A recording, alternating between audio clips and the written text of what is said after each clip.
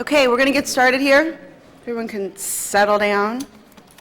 I know we're all very excited to be here at the Center for California Studies Envisioning California Conference. You want to put your mic on there? Okay. My name is Kim Alexander. I'm president and founder of the California Voter Foundation. We're a nonprofit, nonpartisan organization advancing new technologies to improve democracy. We have a website at www.calvoter.org. I'm just curious how many of you are familiar with it. Good, a few of you, good. More of you will be by November 7th, I'm sure. I'll tell you a little bit more about the California Voter Foundation in a moment, but first I'd like to introduce our panelists today. With me here, on my far right, is Alfie Charles. He's Secretary of State Bill Jones' Press Secretary and Assistant Secretary for E-Government. Beside me here is Professor Dawn Taylor, who's the Professor of Communications at the Center for California State University, Sacramento. And to my left is Justin Trin Halperin, who's the Executive Director of Kids Voting Silicon Valley. I will give you a little bio of each of them before they speak, so you're more familiar with them and you won't get confused. First, let me tell you about this panel that we're here for today. We're here to talk about electoral disinterest. Can the internet stimulate voting? Can the internet stimulate voting and interest in politics? The general public often feels that government is inaccessible, non-representative, and quickly becoming irrelevant in our rapidly moving society. Low voter turnout, attention to selected policy issues with arguably limited public impact, and decreased participation in political campaigns contrast sharply to increased volunteerism among the youth, revitalization of religious groups, and calls for mentorship. Will the internet provide a vehicle to assuage political apathy? If not, what will? So that's what we're going to talk about here today. Before we get started with the panelists' remarks, and we will, by the way, open this up to questions from the audience for the last half hour of this discussion, which is going to end at 10:45. So make sure you have lots of good questions to ask. I'm sure you all will be very provoked by the comments that you'll hear today. The California Voter Foundation is a nonprofit, nonpartisan organization, as I mentioned. We're focus our work on the web. We focus on how we can provide people with more access to reliable information that they need to be informed and engaged in the political process. We focus mostly on voter information, things that people need to know about the initiatives, the candidates. Our website provides links to all the campaign websites in California. And what we've found over the years is that if you build reliable information and it's trustworthy, that people will come, they will use it. Our site has grown in popularity every election. Our traffic doubles each year. We've worked a lot on digital sunlight, which is the idea of putting requiring internet disclosure of campaign finance data. And that's an area we've made a lot of progress here in California, and I'm sure Alfie will tell you a little bit about what the Secretary of State's office has done with the new Cal Access program. We have seen incredible advancements in the past few years in this area of providing public information on the internet, both in California and nationwide, but we're really just at the beginning of this change. And there's still a lot more challenges ahead of us before we're going to be where I think a lot of us would like to see information on the web, which is to provide the resources people need to understand government and to make government transparent to the public. I've also been involved with internet voting since the spring of 1999, which is another very interesting issue. Again, Alfie has got a lot of expertise on that he'll be sharing with us. This is a very complex issue, and it's the kind of issue that if you think about it for 5 minutes, it sounds like a really great idea, but if you think about it for a little bit longer, you can quickly come up with reasons why it may not be such a great idea. We'll talk about that, I'm sure, today in more detail. What I've learned over the last 6 years of working in the internet and politics is that there are 4 needs for civic participation. People need reliable information, they need context, they need incentive, and they need time. Information, context, incentive, and time. The internet can help mitigate some of these problems, but obviously not all of them. We can build all the information on the web that we want, but it's not going to necessarily make people want to get involved if they don't have an incentive to get involved in the first place. I do think that the internet's helping to shape a more level playing field, and helping candidates to get their message out without as much money necessary. It's also helping voters make more informed choices. 6 years ago, none of the information that's on the internet was readily accessible to the public in any format. So the net is helping people mitigate the problem of access to reliable information and the lack of time that people have, because people are busy and they need convenient access. But as I said earlier, it doesn't address the problem of incentive. And I think for that, we need to look at ourselves and think about what kind of messages we're putting out to the public and whether we are promoting political process in a cynical way or in an optimistic way. So with those opening comments, I'd like to turn first to Alfie Charles, who, as I mentioned, is the press secretary for Bill Jones and the new secretary for e-government for Bill Jones. Let me tell you a little bit about Alfie. Then each speaker will have 10 minutes to speak, and then at the end of that, I'll be asking a couple questions, and then we'll open it up to the audience for questions. Alfie Charles joined the staff of California Secretary of State Bill Jones in 1995. He was just recently, this January, named Assistant Secretary of State for e-government. During his tenure, he's served as one of the agency's primary media spokespersons. I'm sure you've all heard him on the radio lots of times, and has been called on to lead several of Secretary Jones' technology policy initiatives. From 1996 to 97, he chaired the Secretary's public-private task force charged with drafting California's digital signature regulations. The regulations, adopted in 1997, have served as a model for several other state digital signature laws. In 1999, he chaired Secretary Jones' landmark Internet Voting Task Force, which in January 2000 published a comprehensive feasibility study that is the most detailed analysis of Internet voting to date. During Jones' tenure as California Secretary of State, the agency has been recognized as one of the most technologically advanced state government offices in the nation. I'll put a footnote here. We awarded the Secretary of State's Office a Digital Sunlight Award last year for their work with advancing internet disclosure of campaign finance data, so I have to agree with that sentiment.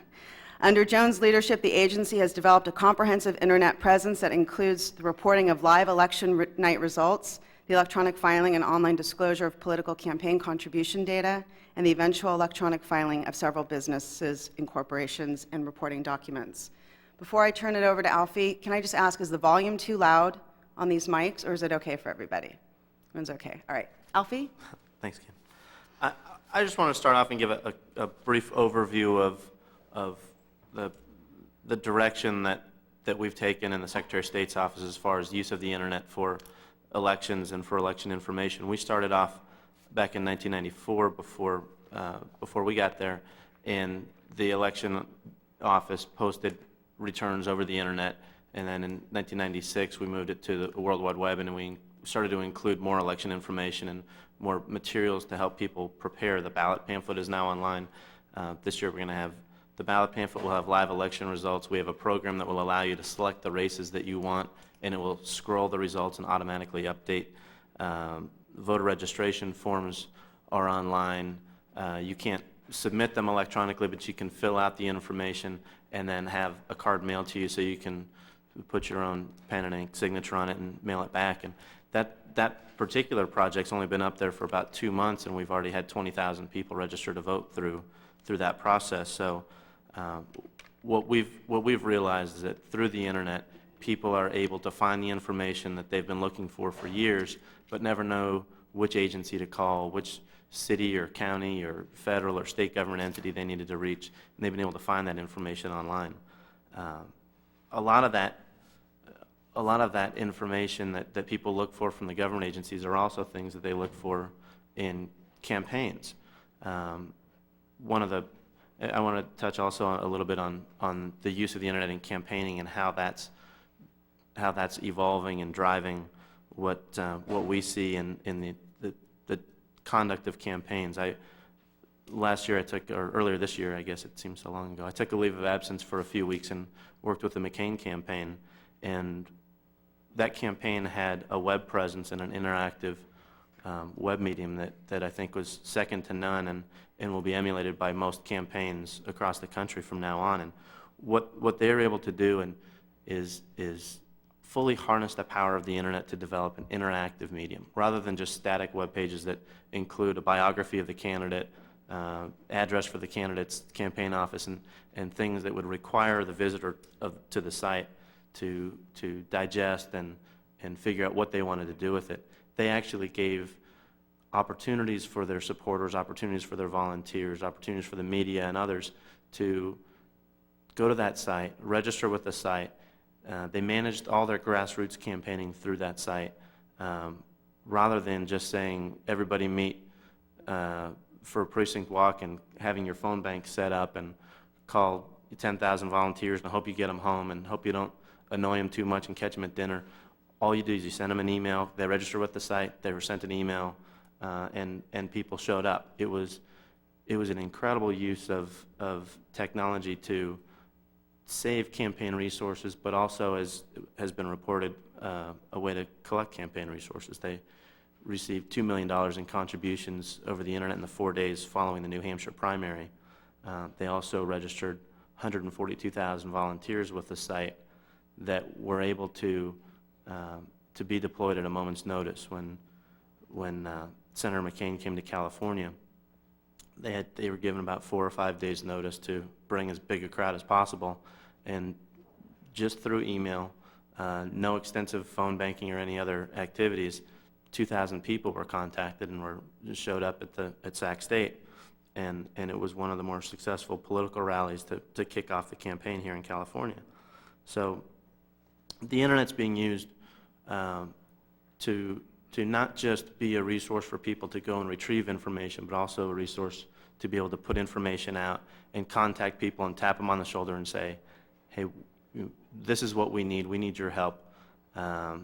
No longer do you, and on the phone bank thing, one of the interesting things the McCain campaign did is they still did phone banking, but rather than going to a title company and asking them if they can borrow their 30 phones and then try to recruit 30 volunteers and get them all in the same place and make sure the person showed up with the cookies and the juice and opened the doors and all the phones worked and all the phone lists were there, they just posted lists on the website.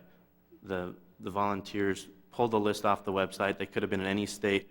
If they were targeting Michigan, volunteers from across the country could pull down a phone list from Michigan, make their phone calls. They gave them a script, and that was one of the ways that they put their volunteers to work through the internet, and with a minimum of expense, hardly any expense at all, and no use of campaign staff resources. It was just information out there, send it out, shoot it out on email, have people come in and pick it up, and then the work got done. And it was probably the best way that McCain was able to take advantage of the bounce he got out of New Hampshire was through the collection of volunteers, funding, and then having a resource to actually have those volunteers do something. Too often campaigns send out a postcard and you check off that you want to be a volunteer, and then you never hear from them again. In that campaign, they found a way to put the volunteers to work without a lot of expense or a lot of effort from the campaign. One of the other things that they did was they decentralized the campaign process. So local web managers were able to tailor the messages for their area. So you would have the Bay Area web administrator talk about events that were happening in that region. They could post it themselves. They didn't have to wait to get word back from the headquarters in Virginia. They put it out there. If there was a problem, they could pull it off later, but the local people had the opportunity to put that information out there. There was an immense amount of trust placed in the local volunteers and supporters from the central campaign, but it enabled them to act quickly and to respond. If a campaign event was going on and they needed to have a presence there, it happened. That was one of the things I think we're seeing in the use of the internet is it's going to affect campaigns. It will enable the people with a smaller amount of resources to participate and have a vehicle to move forward, and eventually we'll get into how it affects. It's also affecting media coverage, and I think some people have talked about how the media cycle is now much shorter, and instead of getting a phone call from a reporter that has a daily newspaper and knowing that their deadline's 5 o'clock and you can wait to get back to them, now internet stories are out there. They're posted on the website. If you don't have a response in that story, it's going to hit the wires, it's going to go out, it's going to be published and duplicated in other sites.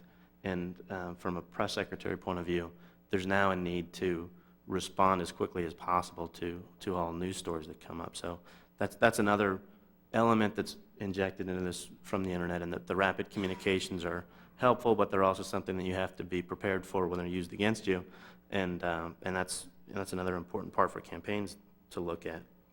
I'm probably running a little bit long on time, but on internet voting, we had a task force for about a year that studied internet voting, the possibility of it. Excuse me. And I think when we pulled the election experts and the technology experts together, half of them thought it was a great idea. Half of them that knew about technology thought technology's there, we can do anything. The other half said technology is great, we can do anything, and that's why this is such a bad idea.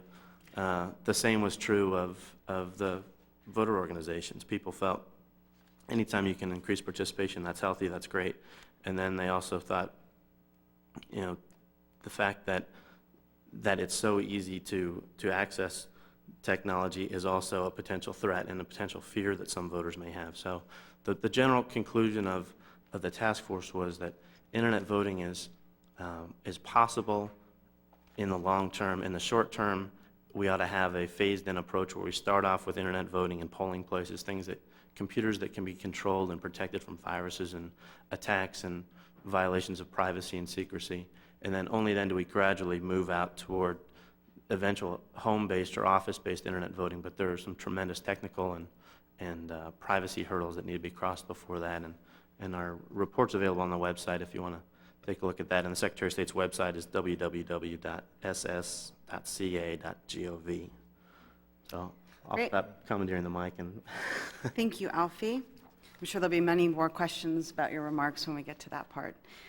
Next, I would like to introduce Justin Trin Halperin, who, as I mentioned earlier, is the Executive Director of Kids Voting California, Silicon Valley. Justin's first involvement with the Kids Voting program began in 1996 while working as the Executive Director of California Children's Community, a school-age children's enrichment program. In 1998, Justin was named Executive Director of Kids Voting California, Silicon Valley. During the March primary 2000, Kids Voting California unveiled the virtual vote program with partners in Trust Technologies and VoteHere.net, offering online voting to students throughout California. Mr. Trin Halperin has a bachelor's degree in biology and environmental studies from San Jose State University and a master's in business administration from National University. He's taught finance and English at the University of Economics in Vietnam and has worked in the educational field for over 7 years. He is married to Nega? Na. And they are expecting their first child on Election Day 2000. Right on. Thank you. Justin? It is rather ironic that my two loves happen to fall on the same day this year, so I've been lobbying her to have it one day late, but I may not have a say in that. A little bit about kids voting. We're a civics education program that started in 1989. It stemmed out of 4 businessmen, Arizona businessmen, that were on a fishing trip in Costa Rica. And they, ironically enough, had plane troubles and ended up staying a little bit later than anticipated. Well, they happened to stay there during the elections, where they noted that families were voting together. It was a national holiday, and children accompanied the parents to the polls and were voting side by side with their parents at the polls. They took that information back with them here to the States to start this program called Kids Voting. What they had found subsequently in returning to the States, that Costa Rica had a 90% voter turnout rate at the time. Is this a little better? There we go.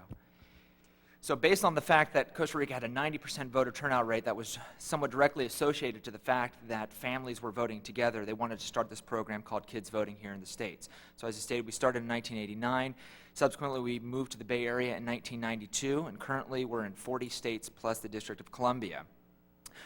Some of the things that we've done in the Valley, in Silicon Valley that is, we're a curriculum-based program. Our curriculum is free to all teachers. We recently made a move to offering that curriculum over the internet. The Civics Alive curriculum can be downloaded for free by any teachers and is accessible to the general public as well. As Kim had mentioned earlier, in 1998, I had begun hearing about the internet-based voting program and started in 1999 working on the Virtual Vote 2000, where we were able to offer an online option for students to vote on Election Day. We learned quite a bit about this process by partnering with VoteHere.net and Trust Technologies at the time was Commerce at the time. A lot of things that we found is, though most of the schools had access to the internet, we found that we ran into a lot of browser issues. And though they had access, they didn't have the updated equipment to support the secure software that was needed to cast ballots over the internet. Ironically enough, they ran into a lot of the same problems 1 week later during the National Democratic Convention in Arizona with elections.com. Some pretty interesting things we found out as well. I don't know how many of you use Netscape, but when you use Netscape on a Macintosh computer, if you have a number sign in the name of your hard drive, the certificate cannot find your hard drive, so it starts chasing it. It ironically enough thinks it's an HTML code. So things like this we found out through this beta test, which is great for the official process now because we've acted as the guinea pigs, if you will, and learned a lot of information about what it's going to take to make this happen. What Kids Voting also offers, of course, is every means of voting that is available in that community. In the case of Santa Clara County, the kids can go to the polls and vote side by side with the parents. They can vote by mail. They can also vote through early voting, which is available at the county clerk's office or the registrar's office. Some interesting things about early voting. In Santa Clara County, we're working towards touchscreen voting, which some communities in California already have. What this is going to allow us to do is take these computers with all 200 plus ballots in Santa Clara County out to remote sites to allow them to vote. To do that currently, as I stated, we would have to bring 200 different versions of the ballot, which is nearly impossible. So Kids Voting is excited to be able to participate in that as we move forward towards the gubernatorial elections. Another thing that I would like to bring up is as we move forward into e-government, as we like to call it, or digital democracy, a lot of the research for the students is done via the internet. But of course, we do need to caution of recent. In fact, I just got a call from a teacher 2 days ago where they had a student researching George W. Bush, typed in georgebush.com, and received an inappropriate website. That's where organizations like calvoter.org come into play. That is the only site that is... And filtering software, of course. That calvoter.org is one of the only sites that we allow and promote through the Kids Voting program to access other sites as links and whatnot. Ironically enough, also whitehouse.com is, ironically enough, an appropriate site as well. So some interesting things that we had learned. In regards to whether or not the internet can stimulate the participation of youth in democracy, an interesting story that can come close to home with my wife is both of us tend to be very tech savvy. Most all of our communications are done via the computer. We rarely handwrite anything. Memos, notes, and everything is done on the computer. Historically, my wife has always voted by mail because she tends to find that she's very busy on election day. Well, with my role with Kids Voting, I felt it was important from a PR standpoint for us to get out to the polls and make sure that we were seen. She was unfamiliar with how to use the punch card system and didn't know how to get it into place. Well, the kind poll worker did assist us in doing that, but then accidentally punched one of the holes for her and ended up casting a ballot for someone else. What we found is the X generation and the Y generation feel very comfortable using the computer and the internet as a form of communication and as a tool. I know that from an adult standpoint, the internet-based voting has raised a lot of concern that people may not feel comfortable with it. And one thing that Kids Voting is really promoting the fact as we move towards internet voting is that it's not an all-end solution. It's my understanding that there will always be the other alternatives in place. If you feel more comfortable using a punch card, you'll vote by punch card. If you feel more comfortable voting by mail, you'll continue to vote by mail. But it's just another tool to increase voter participation. And ultimately, that's the goal of Kids Voting. We use a ground-up approach, starting with children as young as kindergarten, participating in democracy. I like to think of us as training wheels for democracy. We start with the training wheels when they turn 18, they get them off, and hopefully they have already embedded in their minds the concept of voting is not just a right, it's a responsibility, and that participation is a must. I just would like to comment on one election that we had in 1998, the gubernatorial election. we had a race between two candidates in San Jose for mayor, Pat Dando and Ron Gonzalez. We had about 20,000 San Jose students cast ballots for that particular election. Pat Dando had won by 8 votes. There were literally 8 pieces of paper that separated the two. The adult, it was a larger spread of closer to 20,000, but that was a great lesson where I was able to come back to the students saying, had 8 of you not casted ballots, this would be a dead heat. Or if 9 of you cast ballots, this could have gone one way or the other. So we really strive to express to children that their participation in democracy is part of their civic responsibility, and the participation is a must. Thank you, Justin. Next, we have Professor Don Taylor from California State University, Sacramento, Department of Communication Studies. Dr. Taylor has been researching mass communication, intercultural and international communication. In the area of mass communication, he is specifically interested in the impact of the mass media and other emerging information technologies on individuals from traditionally ethnic minority groups in the United States.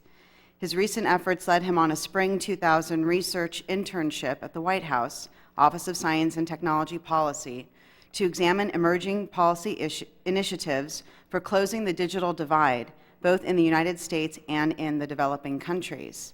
Dr. Taylor is a member of the Mass Communication Division of the National Communication Association and serves on numerous boards and committees that focus on diversity issues. Dr. Taylor? Thank you very much, Kim. First of all, I'd like to commend the efforts of all of my fellow panelists for the tremendous strides they're making in this area. However, I'd like to note that some 2 centuries ago, some of our leading political thinkers identified some of the pillars upon which democracy was to be built in the United States: freedom of speech, an informed citizenry, freedom to participate in the political process, practicing the rule of law, and so forth. Indeed, some refer to these as the vital habits of democracy. Today, the information society, which is quite important in terms of all the new avenues it's creating for opportunities, is enabling individuals to anchor some of those established habits of democracy through many of the efforts that we've heard talked about here today. Many people, millions of people indeed, are connected in the United States to hundreds of millions of pages, unique pages of information on the internet, with potentially all kinds of useful applications, from commerce to telecommuting, from personal banking to distance education. As after all, from a professorial perspective, I have to think in terms of distance education opportunities here as well as the voting and digital democracy issues we are talking about here today. Indeed, increasingly and almost irreversible in this sense is the fact that it requires a new literacy and a new familiarization with information technology tools that are emerging. And certainly, if an informed citizenry is one of the vital habits of democracy, and we are in an information society, access to information resources is going to be particularly important in continuing those vital habits of democracy, even within the digital domain. Clearly, what we have seen is that there is really a problem in terms of achieving access. It is not to minimize the work done by people, nor is it to suggest that there really isn't a need. I mean, we can see policy initiatives everywhere that suggest that traditional methods of voter participation may be declining, and we've heard of some of the difficulties associated with, the punch cards and so forth. And that indeed many people are either too busy or sometimes don't like to go to the polls in person. We've also seen the emergence of several alternative voting possibilities. And in any case, policy people quickly recognizing that the traditional method of voting can be quite expensive and that going through this route might make things easier. But unfortunately, studies continue to show that major socioeconomic differences exist in terms of access and use of internet. And potentially, this could lead to what I call disenfranchisement, through which large segments of our population are either limited or unable to enter this new platform on which the vital habits of democracy may become increasingly concentrated.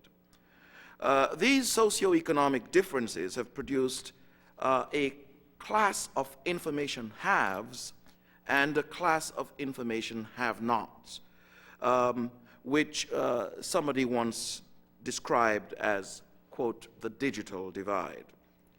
Now, studies by several scholars and agencies around the country, including such reputable scholars as Novak and Hoffman on the Project 2000 at Vanderbilt University, and the President's Information Technology Advisory Committee, PTAC, that is empowered to explore ways by which the digital divide could be bridged, also report key socioeconomic factors as accounting for the digital divide. Primary among them is the issue of race and income. The consequences of this divide for California and the rest of the United States are expected to be quite severe, especially as we continue to see large segments of traditionally racial minority groups emerging as increasing in numbers in the wider population. The central problem is best stated by Novak and Hoffman in their study, in which they say, and I quote, "The internet may provide for equal opportunity and democratic communication, but only for those with access." Lack of access leads potentially to what I've already said is disenfranchisement, but also may threaten or even risk weakening of the economy that we are also proud of, that is linked to greater applications of information technologies. For in very simple terms, if large segments of society lack access to the goods and services and opportunities that are being created and diffused through this process, what then, how then can businesses and the economy continue to thrive if large segments lack access? Let me give you some sense of what we mean by the digital divide. White Americans are far more likely to have computers in their homes than African Americans, Hispanics, or Native Americans. Americans with a college education are 10 times more likely to have a computer in their household than those with a high school education. And as income levels increase, all racial groups are more likely to have computers in the home, although the data clearly suggests that whites are still more likely than African Americans or Hispanics to have personal computers in their homes, even in the same income groups. This gives you some sense, I think, of what we mean by the digital divide. Thus, whilst the internet is one of the cornerstones of the information age and one of the avenues through which we can talk about digital democracy, we can see that certain segments of society are not part of that discourse. What then are some of the known barriers to this? Infrastructure. Hispanics, Native Americans, and African Americans in both rural areas and some of the inner city urban areas are likely to have a low overall rate of connectivity, and poor infrastructure is one of the major causes of that. Cost prohibitions stand in the way to redressing some of those problems. Economics is also a factor.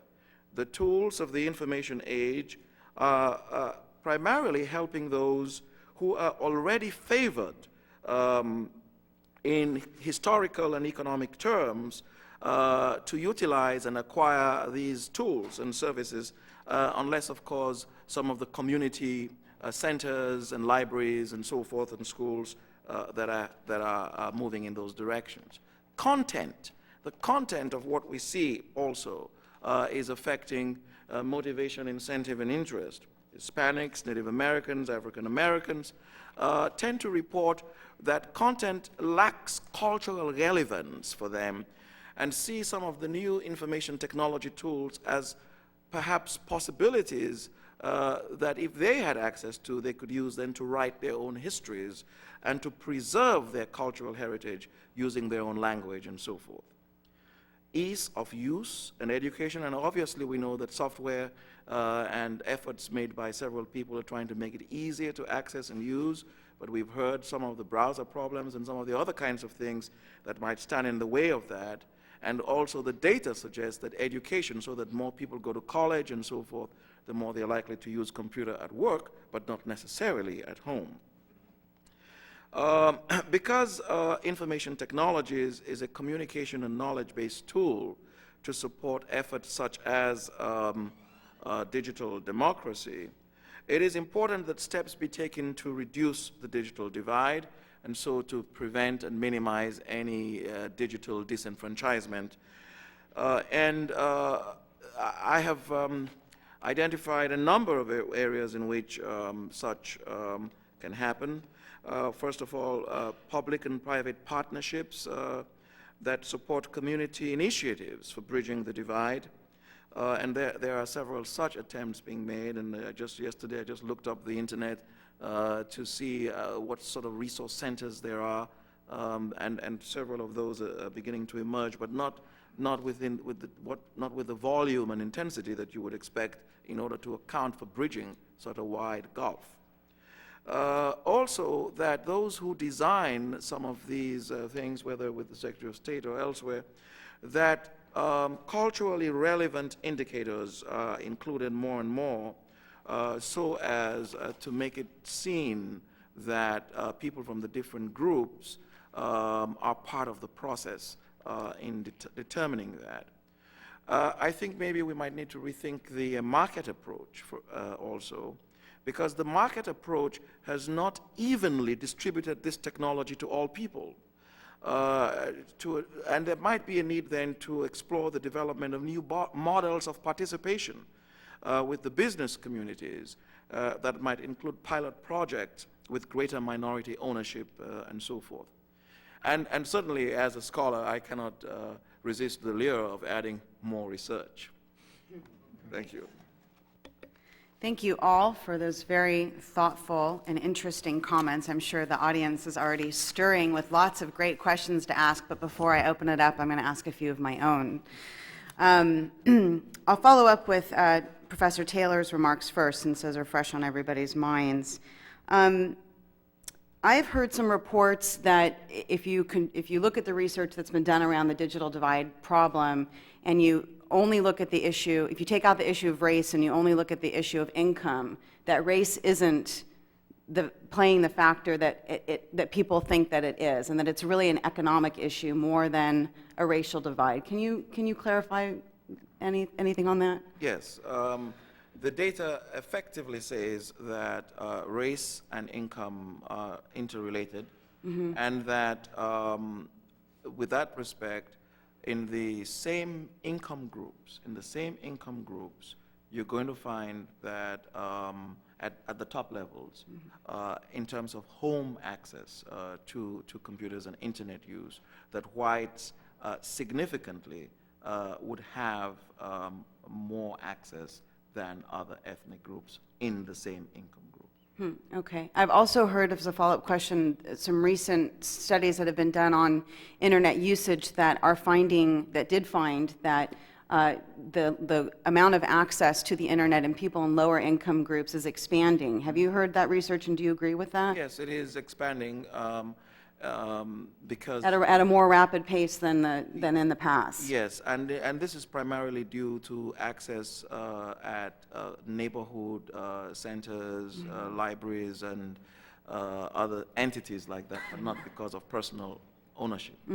So as a follow-up, do you think that the lesson there is that even if people can't afford to buy the computers themselves, if we expand access to the internet and internet hookup computers in public places, that can help close the digital divide? Certainly. I urge the continued use of such information technology centers to continue to grow everywhere, but I don't think that's ever going to be a substitute for having 2 or 3 computers in your home Right. that you can jump out of bed at 2 o'clock in the morning and get there. With your burning curiosity, That's is right. you know. Is there a particular center that you're aware of that you think is a good model here in California that you think other groups might try to emulate, that comes to mind? I believe that there are several, and we can probably get a list from a particular source that I can't quite bring to the top of my mind right now. But there are some that are emerging, particularly in the Bay Area and some of the Silicon Valley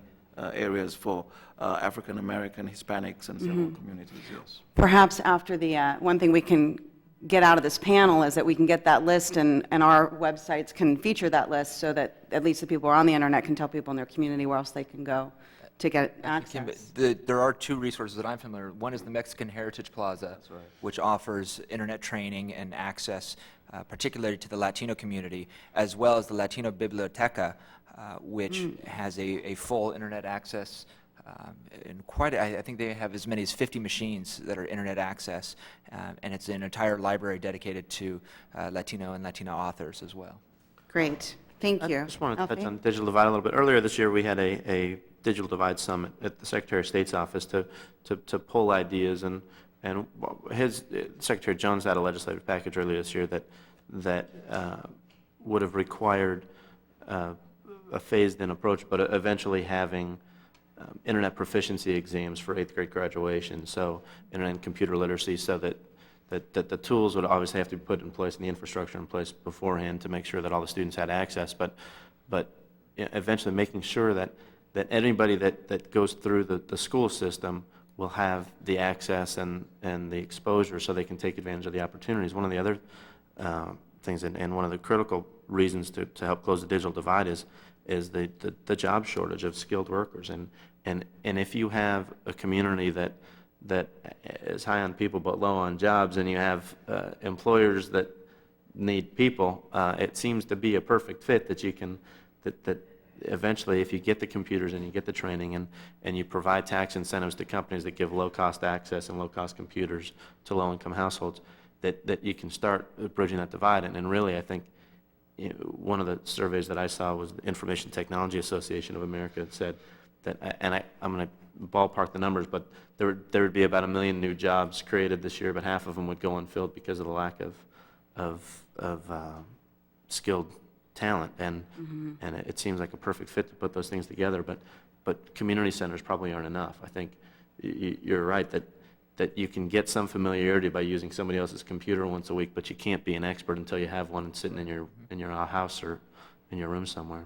Yeah, it's one thing I've noticed personally, a generational gap. I'm sure a lot of the young people here in the room have gone through the painful experience of trying to help your parents get online. And for the better part of a year, every time my mom called our house, the conversation started with, "Good, you're home. How do you da-da-da-da-da-da?" And we have to spend, an hour on the phone with her.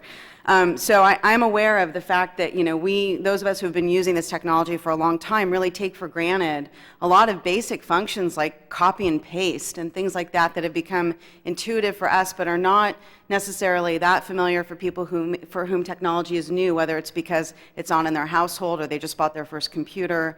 And it really does, I think, require a lot of patience. It's not just a matter of making sure people have a computer in their home. My father bought a computer. He hasn't figured out how to make it work, and it's just sitting in his office, dormant. So there's a real gap, as you explained, Dr. Taylor, about how if people know how to use the tools. And my question, I want to follow up, and anyone on the panel is welcome to answer this. Justin, you may have some good perspective from kids voting. But, I think a lot of us have learned that it's not enough to just put computers in the classroom. We need to make sure that there are people in the classroom that are more experienced than the students who can really explain how to use them. I'm wondering if you have some research that shows what's effective in trying to help people become familiar and comfortable with the tools? Is it repeated use every day? As you said, is it really that it has to be in the home, that's what familiarizes them? What's your I think regards it's a on that? mixture of several of those. I don't think there's any one significant factor that one can extrapolate upon. You need to have the computer, first of all, and you need to then become motivated to use it. And ease of use, as I indicated in my brief presentation, or lack thereof, or perception of difficulty of use, stands in the way, whether in generational terms or in terms of education, or whether people have been given the opportunities to familiarize themselves with it.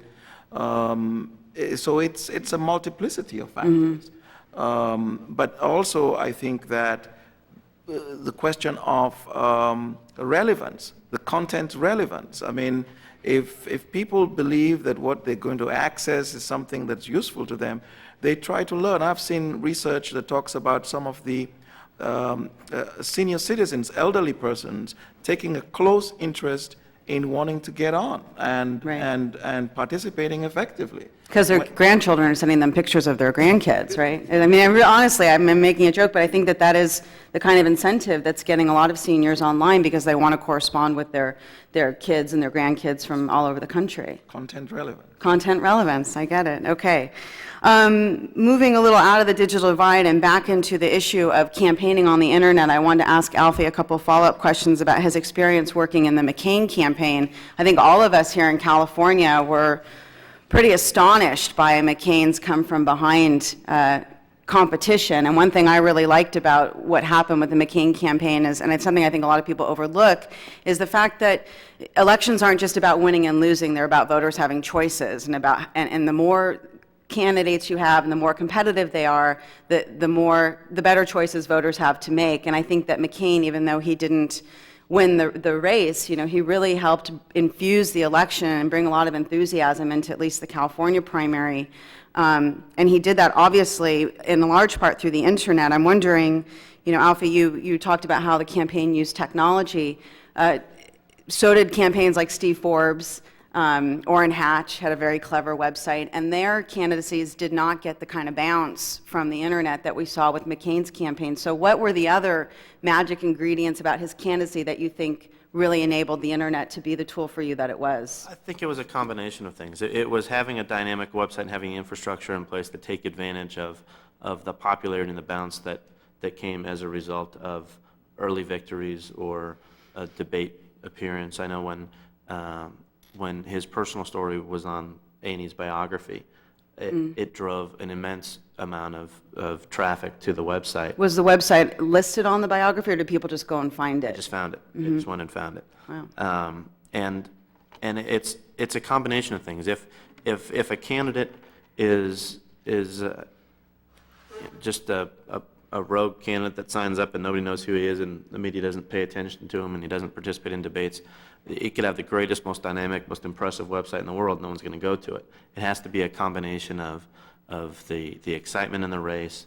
It has to be media coverage, and you need the candidate from a campaign perspective. You need the candidate to get out there and tell people about the website. I mean, when Jerry Brown put his 800 number up everywhere he went, it generated phone calls to the 800 number. Same thing when McCain talked about his website. It generated traffic, but you need to make it easier for people to find. And one of the things in campaigns, whether they're when people are trying to find them, whether it's an internet campaign or just a bricks and mortar volunteer office, because they're set up often.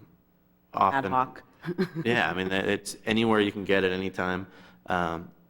Volunteers may not have been able to find the bricks and mortar place before because they don't know if it's friends of Joe Smith or Joe Smith 2000. You can't find it through the phone book. You don't know where they are. You can't call directory for assistance. No. But you can go on Yahoo and search it, and if they've been there long enough, then it's there and it's available, and you can be a little bit more persistent and find it, or you can guess.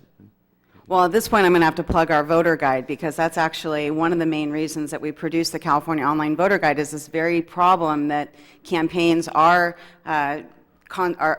temporary shops that get set up and taken down the day after the election, and they're not listed in the phone book, and people who want to find out what's going on, whether it's a PAC in Washington, D.C., or it's a voter on the grassroots level, they don't have a way to get in touch with the campaign. Now they do with the web, and if you come to our website, you can find the street address and the phone number for every California candidate running for legislature and Congress. So, and that's what actually we hear from reporters too, that they really appreciate it because they're just trying to find the campaign office, and they like having all that information organized in one place. And that's important, especially for the more obscure races that aren't covered on TV, they're not covered on radio, they don't have a lot of money, but they can develop a web presence and get their word out. And if people know there's a one-stop shop to find it, whether it's your site or the Secretary of State's site, if we'll have a phone number, or we'll have a link to the ballot measure site. They need to be able to know where they can find that information. And if you see a bunch of yard signs around, and you see, go back. See the web address on the yard sign, you can put it together. Go find them. Let me ask a follow-up question about the McCain campaign for you, Alfie. I heard in your answer to my previous question is that the campaign was willing and able to take in the support that it sought, and that's something that seems a little bit different from what we've seen in some California races that tend to be very media-oriented and not very grassroots-oriented. And I'm wondering if you could comment on what that experience was like working in a campaign that welcomed that kind of grassroots support, and how you were able to leverage that grassroots support in your campaign, which was different than what we've seen elsewhere. Yeah, it was great. It was also maddening at times, because as much as you want people to be involved and help out, you'd rather not have them get a hold of your cell phone voicemail and leave 50 messages and suggestions. They're helpful and they're nice, but it's hard to find the LA Times phone call in a mix of 50 volunteers that want to go to an event. So you have to make sure that you have clear channels of communication, and that the volunteers know where they can go and what information they can use. But really, it was just an amazing tool to be able to say, we need to get 20 people together that meet this criteria, and we need to get you to tell your story at a press conference, and we need you there tomorrow afternoon in the Bay Area, and get that response without going through 50 different phone calls to try to find them. So would you say that your experience has been that internet technology is promoting more grassroots campaigning efforts because it's possible to manage people on a grassroots level? I think it's possible to manage people, and it's also possible to find people who there's a lot of people who stand by the water cooler and talk about politics every day, and they love it, but they've never known anybody that was involved at the grassroots level. They've never known how to start. They didn't know who to call, and so they've never done anything. Now they can just sit there on their break and do a little research and find out where they can go, what they can do, what looks like something of interest to them. A lot of times there may be one volunteer activity and it's phone banking, and you don't want to get hung up by a bunch of people, so you'd rather do something else. Yeah. Through the website, you can provide all those opportunities to the volunteers. Okay, I'm going to turn over to Justin now, and following up on this question, some people say that the internet is really only helping people who are already inclined to be involved, be engaged, that it's not expanding the number of people participating. I'm wondering, in your experience working with young people, what you think of that sentiment, and if you think that trend is likely to change in the future. I really do. I feel that a lot of the youth are using the internet as a tool in school, and what we find is we call it the trickle-up effect, where you have students excited about what they're learning in school, coming home and sharing it with adults and with their family. In fact, Dr. Stephen Chafee out of Stanford University did some research with kids voting and found our greatest strength was in immigrant communities, in communities where adults had come from other countries where maybe they didn't have the opportunity to vote, or maybe they were in a corrupt system, and have come to this country with that mindset. So they haven't been participating or using some of the resources available. But then you have little Billy in the 8th grade coming home really excited about calvoter.org, or a site that they learned about, that Easy Reader Voter, or I guess it's easyvoter.org, that puts the ballot issues in layman's terms, in kid speak, if you will, and then can explain that information to their parents, and their parents are then less apprehensive to get out and participate. So I absolutely feel that the internet, this isn't something that's going to happen overnight, and we've resolved that. This is going to be a long-term movement to increase participation, but what we're doing is we're harvesting a generation of voters, and by default we get these trickle-up adults that are participating, and all the time I get stories from kids that say, my parents are in their 40s and this is their first time voting. And they want the credit, so I of course email them back, say, great job, you did it, because voting is an intimidating process. If you are not familiar with how to go through those ballot issues, fortunately with this upcoming election, it's a pretty straightforward ballot. But generally, you've got two propositions that counter each other out, or it's all in legal speak, and it's very difficult to understand. You would not believe how many parents use the kids' voting election handbook to determine what the issues are, what a yes vote means, what a no vote means, because it's very difficult to understand. So in answer to your question, I do believe that we are going to be seeing change. I think it is largely in part to the internet, because I believe they're using that much more so as a tool. Instead of the teacher getting up there and saying, I'm going to talk about the elections, it's more, I'm going to assign you a task, and you're going to teach me about the elections. You're going to go out and find resources. And unfortunately, sometimes that's how we find out things like whitehouse.com and georgebush.com may not be appropriate sites.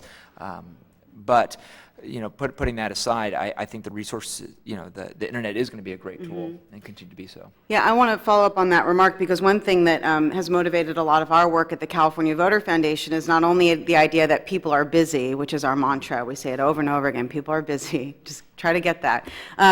But the other part is that people think that they should know a lot more about elections than they do, and they feel ignorant. And there are, fortunately, an increasing number of guides that are coming out online and in print that I think help answer those questions. And I think that, we need to get a message out that says to people, you're not stupid. This system is very confusing, and there's a reason why you don't know what the Board of Equalization does or what the state controller does. Nobody ever tells you. There's no job descriptions. There's no performance reviews. I mean, there are a lot of missing basic tools that I feel that we need to give voters so they can really do the job that they would like to do in order to get out and vote. And one of those is information. I want to point out again that the Secretary of State's new ballot pamphlet is sitting right there on the table, and I hope you can all pick it up, take an extra copy, give it away to people. It's a fantastic guide. We're doing our first project, this national election project this fall. We're doing a state-by-state directory of election information, and we've looked at all 50 states, and we found that most states don't even offer a voter guide at all to people in print or on the web. So we're very lucky here in California, even though we have a lot of issues on our ballot, we do have a growing number of resources available to voters, especially compared to what voters get in other states. I want to ask you a follow-up question about content relevance, which is something that Don has been talking about. To use his language, I think that for young people, that's often the problem, that they don't see the relevance of the content of the election to their lives. And that seems to be one of the barriers for kids, for getting kids to vote and giving them the incentive, as I mentioned earlier, that they need to be participants. How does kids voting work to help young people connect the dots between decisions made by government and their voting rights? Well, one thing we try and do is make the voting experience for youth as realistic as possible. We're constantly being told, or asked, I should say, my vote doesn't count, does it? This is from a youth perspective. And we say it absolutely does count. Our results are obviously tabulated, released to the media, the elected officials, and the community in the paper that night or the next morning, or I should say over other media lines, TV and radio that night, and then the newspaper the next morning. So what we're basically trying to do is allow this to be a vehicle for the youth voice and the youth perspective to be heard, because it does not always fall in line with adults. I can say generally it does. And actually in the case of McCain beat out Bradley in the kids voting race. And it was very interesting. A lot of us had felt that Bradley, because of his relationship with basketball, the kids would associate with him. But we realized that was a generational thing.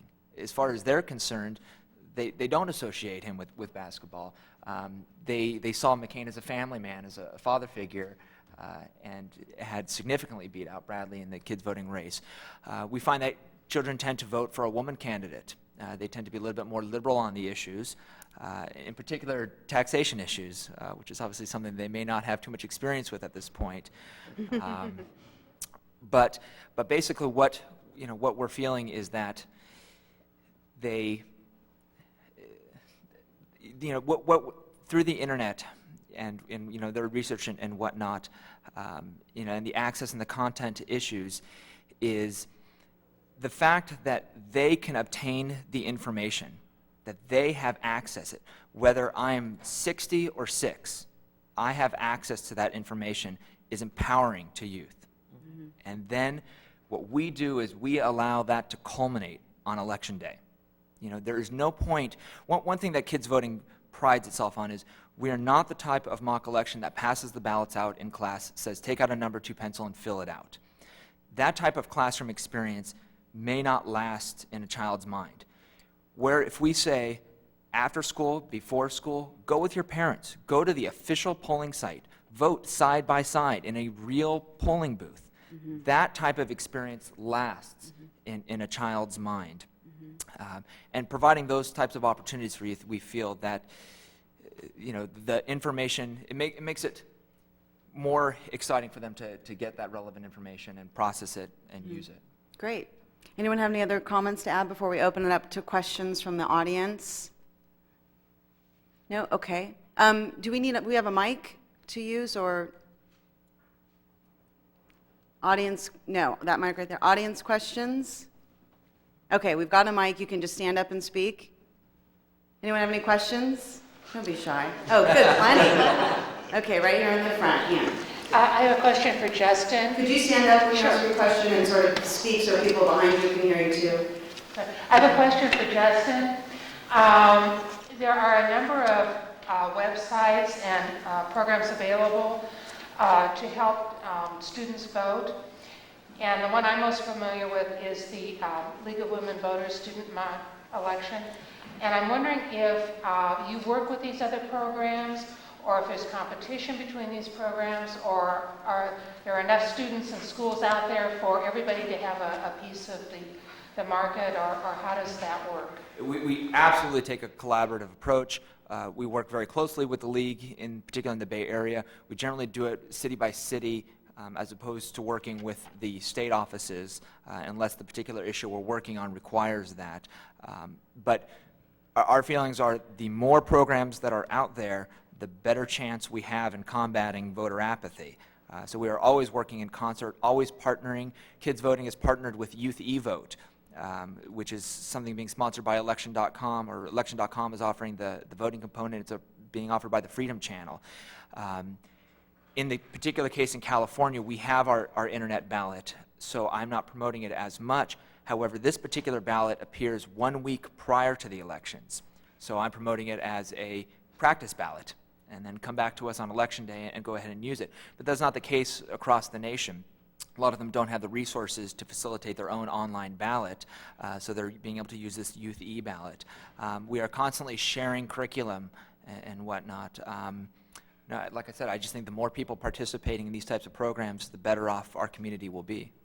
Yeah, we have 15 million voters and registered voters in California, and another 4 million eligible who aren't registered. So it's a pretty big state, and we have the same, there's groups that do voter guides. Secretary of State puts information on their website. I think most of the groups that are working in voter education, in whatever capacity it is, really, we're all aware of what each other's doing, and we do try to do a pretty consistent job of being collaborative and not duplicative, because there are limited resources, of course, for this work, and a lot of needs to be met. Another question. Yes, sir. How does the project you're involved with, California Voter Foundation, differ from VoteSmart? Project VoteSmart. It differs in that we're two different organizations, but we have very much the same kind of mission. Project VoteSmart is a national organization, and their website is vote-smart.org. We highly recommend that site. In fact, I promote them quite a bit when I do interviews during the election season. Project VoteSmart is based in Montana, and they offer information on all 50 states They do the National Political Awareness Test, where they do an extensive survey of all legislative, congressional, state executive, and presidential candidates to find out their opinions on a whole variety of issues. Not everybody completes it, but a lot of candidates do, and we recommend that particular tool, the National Political Awareness Test, or the NPAT as it's called, as a great resource for voters to see where candidates stand on issues. Those NPATs are also archived, so it becomes a great tool for voters to use after the election to find out what candidates said prior to the election and what they actually did once they get elected. The other thing that you can find at Project VoteSmart that's very helpful, and again, we don't duplicate any of this because this group's already doing such a great job of it, so we'd rather highlight it and do something else.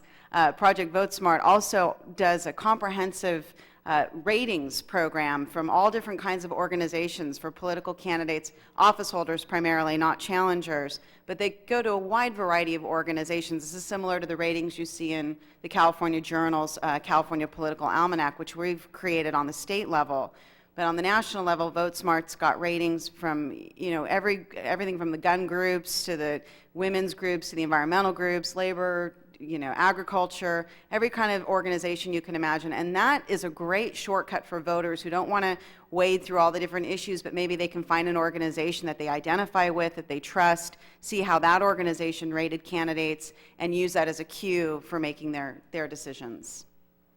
If I could actually add to that as well, one of the greatest resources we use a lot with calvoter.org is links to articles regarding the issues. It's a great resource for students to be able to go to one site, the issue, find the language of the issue, and then CalVoter provides links to articles that have been written of recent. So they're not out searching, trying to do a search for articles written about this and having to filter through. It's all compiled on one site. That's part of our Initiative Watch program.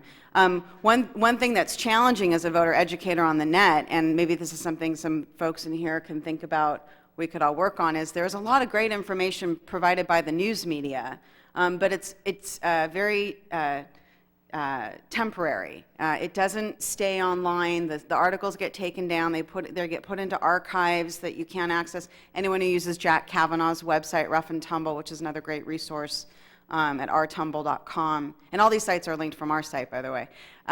Anyone who's done what we've done, trying to put articles up and keep them up, knows how frustrating it can be. So there's some great content out there, like all these great articles that we're reading in the papers, but we're not able to permanently feature that kind of information on our website as reliably as we'd like to because of the nature of commercial media. And I think that the web is sort of pointing out what some of those limitations are, and that's where government agencies and nonprofits really need to come in and create the permanent, reliable resources that voters need. Anyone want to add any comment to that? Okay, we'll take another question. Yes, right here. The young lady in the glasses, yeah. Hi. Hi. My question could, I suppose, be directed at either Dr. Taylor or Mr. Curtis. Are there any thoughts in terms of looking at the tools that are already in the poor communities that already exist there? Like, for example, the use of the telephone, the use of the television in voting, rather than going towards the computer, because I can't really see the computer being an integral part of the poor community right now. I don't think it's a top priority for people who are poor. Has there been any thought in terms of phone registration, phone voting, like we do for our students? I mean, we have students who just graduate from high school who do very well in registering for courses through the phone, anything like that, and tapping into resources that are already out there. Thanks. The question was about whether or not there's been much study or looking at the possibility of using the phone or TV or other media that are available in the lower income households to try to improve turnout and participation. And one of the things that we looked at with that, and it's come up a few times, and I can't say that we at the Secretary of State's office have done a whole lot of analysis on it, but there are a lot of issues. And just thinking off the top of my head, with phone voting, California's ballot is so long and it's so varied. There's so many different issues and different candidates, especially in a primary where you have a large number of candidates in any given race and a lot of initiatives. The punch card is difficult enough, but to go through a long phone automated phone system and then be able to bounce back and forth can be pretty challenging, and it might just be easier to do the absentee ballot, the mail process, rather than it is to use technology, which might, in those cases, might actually take longer to vote than it would to do it on paper. But the potential there is obvious. You're right that the tools are there in those communities. It's just a matter of designing a system that would actually, one, be able to authenticate the voter and make sure that it isn't somebody else in that household that's voting for them, and two, make the voting process as easy as possible so that it really is a benefit and not a costly and difficult system that isn't used once it's put in place.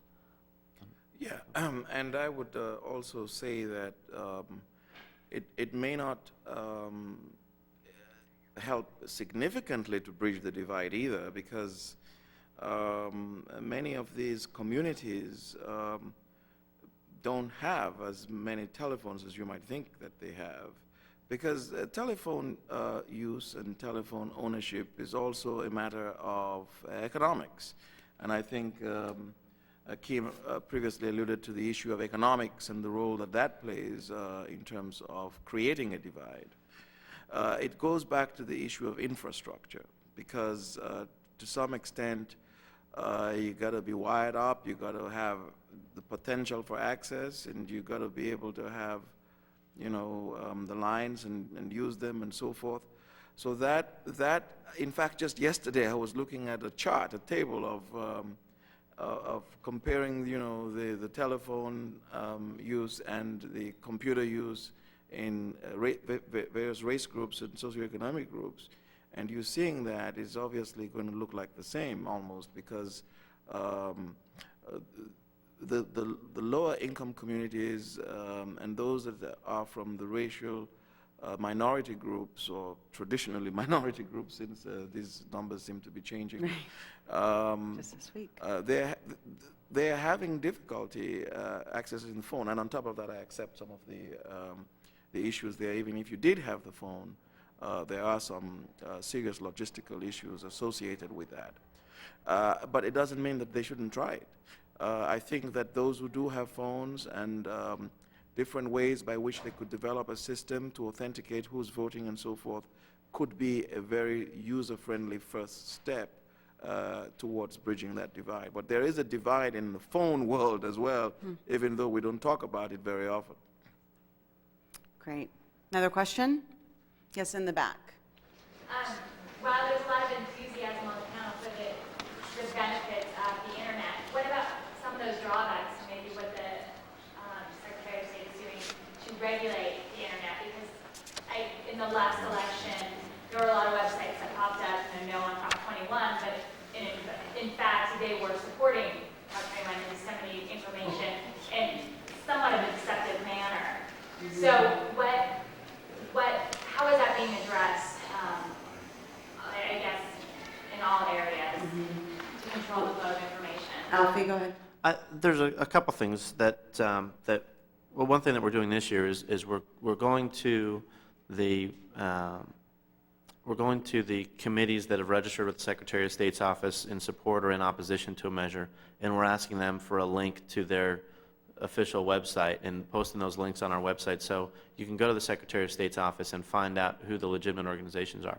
That's not going to stop somebody from either cyber squatting on somebody else's name or coming up with a dummy site that isn't linked from our site, but there is at least a tool to get people to the right place. One of the things that I think has been discussed a little bit, but probably not enough, is the possibility of an additional domain registry. So instead of a .com or a .org, you have a .pol or .politics or or whatever it may be for elections, and that those domain names are only given out by election officials to the recognized committees for or against the measure or for the candidates themselves. And I think that would go a long way to help help sort through some of those issues and prevent those types of campaigns like the George Bush or wbush.gov, whichever the wrong one is. I don't want to direct people the wrong place and hear from it later. Well, and that's, to follow up on Alfie's remarks, that's one of the main purposes of the California Voter Foundation's voter guide, which we're now producing the 7th edition of, which will come out next week. We contact all the campaigns directly and we ask them, what is your official website address? And we make sure that that's the address that's in our site. So we're doing that vetting process for you, and if you come into our guide, you know that we're going to direct you to the site that's truly the official campaign site. But you're absolutely right. Even if we do that, there's nothing to stop some other group from setting up a phony, no on this, yes on that measure, and putting it up and claiming to be something that they're not. What we need to do to prevent that problem, and we've already been involved with this issue on a regulatory level, both on the state and federal level, is we need to make sure that the regulatory disclosure laws keep pace with the technology. For example, in California, we have a mass mailing disclosure law that requires if you put out more than 200 pieces of mail, you need to put your committee name and ID number on that mail. That's to prevent from widespread voter deception, which still goes on if people drop things off on your doorstep. They don't have to have that identification and they can confuse voters. But if you send something through the mail, you need to identify who you are and what your committee ID is. That committee ID number now you can use to match up with the disclosure report on either the state or federal disclosure websites and find out who's actually paying for this piece of literature that you're seeing. We need the same kind of requirements for information on the internet. If a campaign that's raising money, that's an official campaign that has filing obligations, sends out an email message, they should be required to put at the bottom of that email message or at the top, this message is generated by this political campaign, this is our ID number. If there's a website that's put up that has any significant money behind it that's being used to pay for that website, same thing. It needs to have right on the main page, this is paid for by this political committee and this is our ID number. We don't have those regulations right now. A lot of campaigns are doing it better to be safe than sorry, but you can bet that the campaigns that are trying to use a manipulative approach are not going to be doing that voluntarily. So we need to get our regulatory agencies on the ball on this issue to protect voters from being deceived. Anyone else want to make any other comments about that question? Okay, another question. Yes, sir.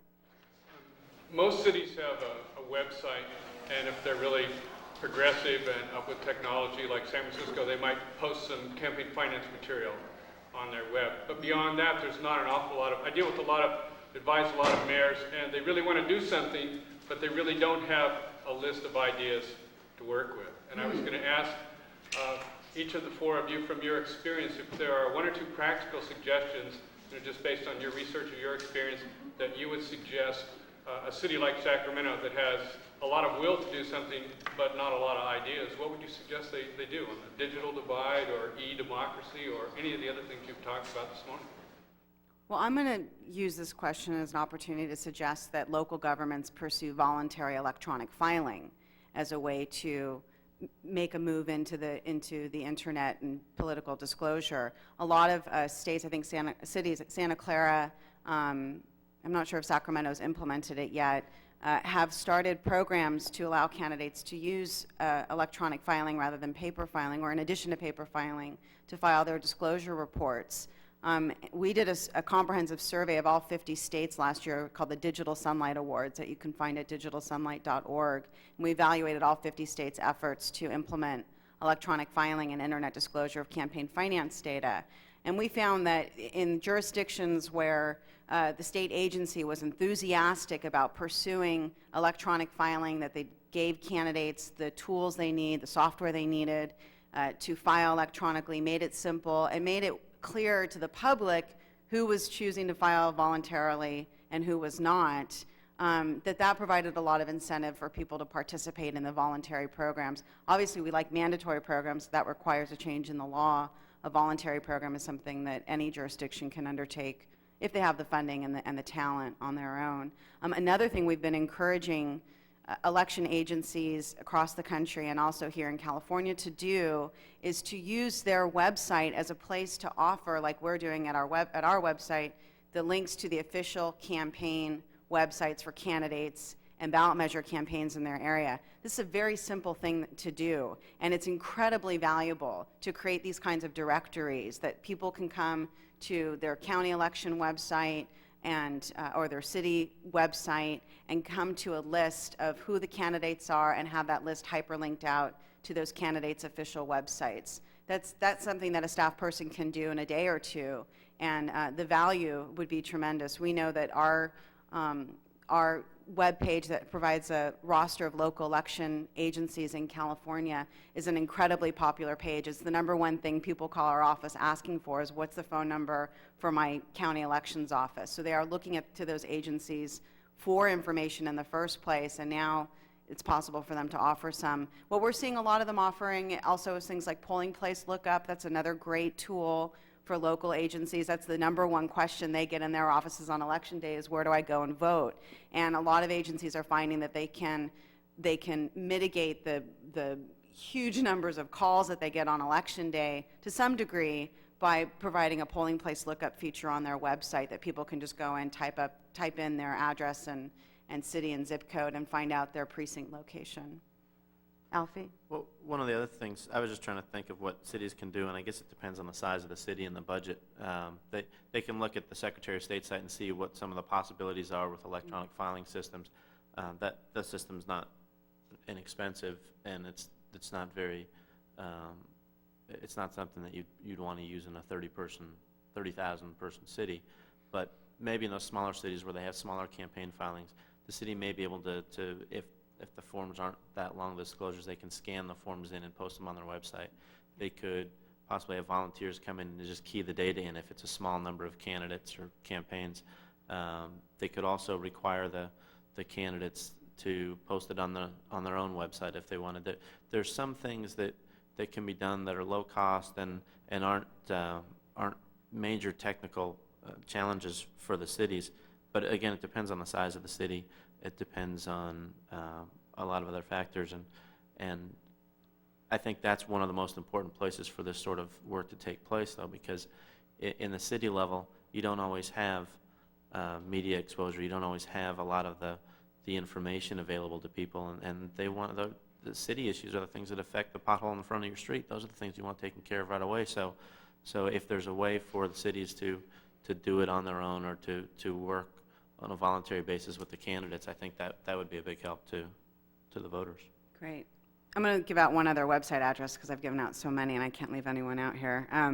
For local information, also in addition to county election offices that offer lots of great information and candidate statements and that kind of material, there's a website at smartvoter.org, which is a League of Women Voters project that we've also been involved with over the years. And they're offering candidate information all the way down to special districts. So if you're looking for local material and you're not finding it, you can check smartvoter.org is a great source for local and state and federal information on candidates.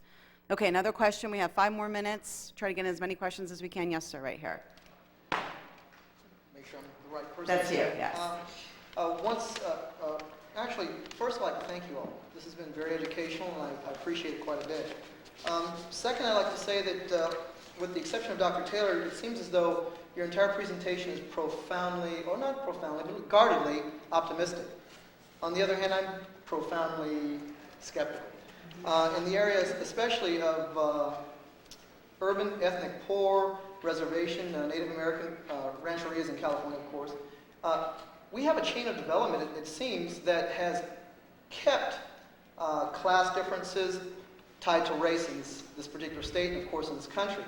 And I just don't see the access really getting down to those traditionally disadvantaged or traditionally underrepresented groups. I mean, we see candidates already and political parties taking for granted that, for instance, the ethnic vote is going to be the Democratic vote, Democratic Party vote. That type of taking it for granted is going to be a situation that's going to go on through schools, through the development of neighborhood programs, by Dr. Taylor's description, so that we're still going to have a tremendous differential between classes that are advantaged and classes traditionally disadvantaged. How in the world can we address that when basically if you're going to harvest the youth, you're going to be harvesting the same percentage of youth that's advantaged now, we're going to be the same advantaged class in the future? Well, I'd like to address it in a minute. In regards to being optimistic, we have to. We're combating voter apathy, which plagues this state. Don't forget the cynicism. And it's it's a very difficult task. You're constantly getting slapped in the face with, why should I vote? My vote doesn't count. And it's difficult. So unless we remain positive and optimistic, it can be a very depressive job to have. In regards to outreach to ethnic communities, that is a major platform of mine. In particular in San Jose, Latino and Vietnamese communities. So producing my materials in Spanish and Vietnamese, my curriculum as well. So outreach to that is definitely there. One thing that I'm lobbying very hard for in Santa Clara County is early voting. Now this is something that a lot of people have through mail, but they may not have kiosks set up. And when I say remote voting, I'm talking about vans and buses that could go out to remote areas, provide the ballots for people to vote 3 weeks prior to the election. Because time is of the essence, both in Silicon Valley and everywhere. We have a lot of individuals, very well-educated individuals, that have good intentions to get out and vote on Election Day, and a meeting comes up, something happens, and they don't get out and vote. This would help reduce those types of situations. Our current registrar in Santa Clara County, Catherine Ferguson, was the registrar for Clark County, Nevada, where she had an early voting program where they utilized touchscreen voting. They would set this up in shopping malls. They would set this up in casinos. This would be set up at corporations. Yes, this would. I Can't say. Can't say that. But this type of accessibility, I think, helps. When you've got someone coming out to these reservations, you have people coming out to these communities. First of all, it's showing that we care enough to have your votes being heard, but it also allows people that may be working on elections and feel inhibited to ask for the day off or time off, even though it is a legal requirement. They may not feel comfortable in doing so. So those are the types of things that I'm working towards. Of course, my main focus is voter participation, so that's where a lot of my thoughts and emphasis are. But as far as the kids' voting perspective, I can pride myself on saying much of my outreach is to immigrant communities, especially since I'm finding through the research that that's where we have our greatest strengths. So. Great. Dr. Taylor? Well, I think my presentation pretty much speaks for itself. Okay. In that aspect, I don't know that there's anything substantially to add to the questioner's concerns, because they are mine as well. Great. Alfie? We're optimistic and we're talking about technology, but this is by no means the only avenue of reaching out to individuals, and you don't reach out to somebody that doesn't have a computer through an internet campaign, and we recognize that. But some of the other things that we're doing at the Secretary of State's office include working with the ethnic media, working with the Spanish language media in Los Angeles, and inserting voter registration cards into the Spanish language newspapers, working with communities where voter registration or voter participation has historically been low, going to those communities through the news media or the electronic communication channels that are used there. I know we're going to do our voter registration week coming up, the last week to register to vote, and we'll be in just about every community in every part of the state that we can. Anybody will have us. We're there, and they might get sick of us by the end of the week, and I know that Bill Jones gets pretty exhausted traveling to 3 or 4 different cities a day for a week, but he does it because he knows that only by showing up and by getting into the community and telling people that their vote matters and explaining to them what the value of it is, will they do that. And to reach out to people, we're going to their media, the media that is listened to. We're not going to put out an email that says everybody come and show, everybody that doesn't participate or have a computer come and show up. That's not going to make a lot of sense. So we're talking to the radio stations that target the demographics of the younger voters, the ethnic community, the people that are the demographics that equal those who are not participating in the process, and hopefully we'll reach out. Hopefully word will start to spread, and also by working on some of the digital divide things, hopefully that will get the technology out into communities that need it and serve as another channel for future voter outreach plans. Okay, and with just one final remark on that, and then we'll conclude this panel, I want to remind you all that the internet is not only a primary tool for people to use to get informed, but it's also an indirect tool that helps inform people. A lot of the people who come to all of our websites are people in the news media, particularly TV people who often don't have ready access to reliable information. And so we see our job as not only informing people who use the internet, but also indirectly informing people who are in a position to inform lots and lots of others. Okay, with that, I want to thank Alfie Charles with the Secretary of State's office at www.ss.ca.gov. Voter guides are right here. Dr. Don Taylor with the California State University, Sacramento, csus.edu. Thank you. Justin Trin Halperin with Kids Voting Silicon Valley. They have some brochures and newsletters right up there, and their website is kidsvotingcalifornia.com. Thank you. I'm Kim Alexander with the California Voter Foundation at calvoter.org. Thank you very much for coming.